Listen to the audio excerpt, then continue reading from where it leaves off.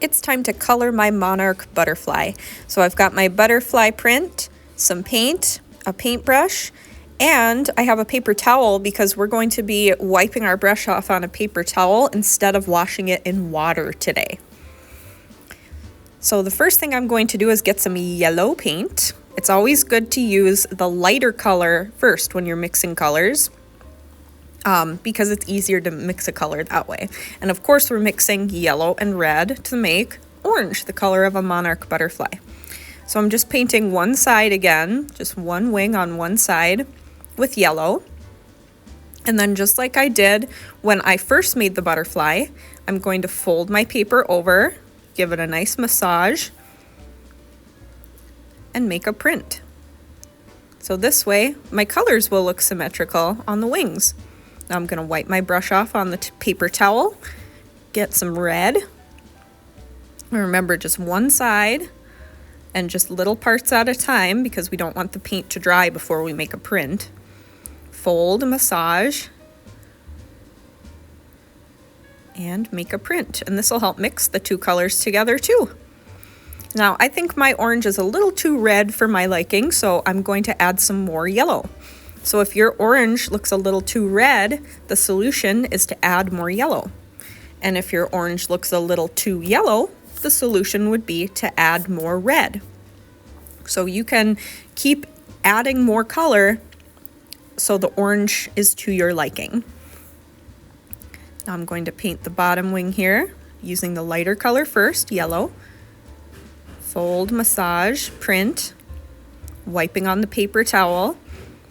Adding some red, fold, massage, print, wipe on the paper towel.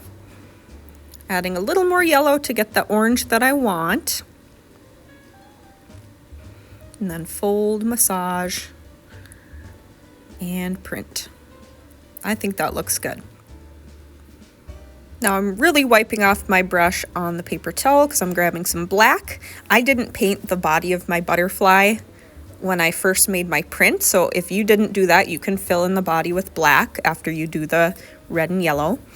And then I'm filling in the outer edges of the wings because I want to paint some white dots on them, but if you want to leave those stripes there, that's okay too. So that's up to you.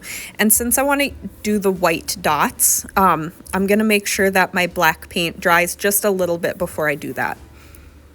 Now I'm just accentuating the veins. This is something you could do as well if you want to. And now I think my outer edges are dry enough that I can add those white dots, and I'm adding them really, really lightly so that they don't mix up with the black paint if it's still a little bit wet.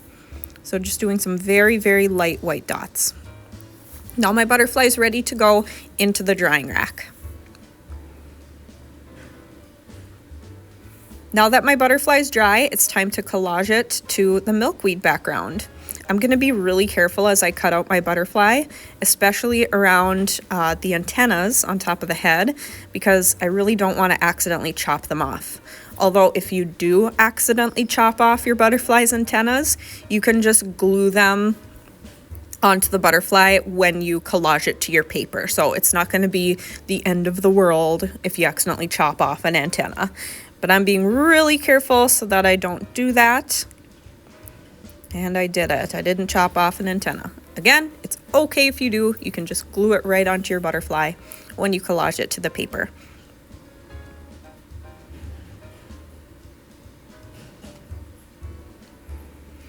When putting glue on your butterfly, it's important to get the glue around the very edges.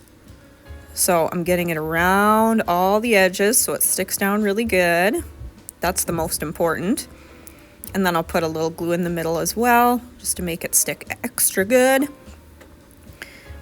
I'll put it where I want it, over the milkweed. And then a good trick to really get it stuck on is to flip the paper over and give it a good massage. Then you don't have to rub your hand all over your paintwork. Now my butterfly and milkweed work of art is complete.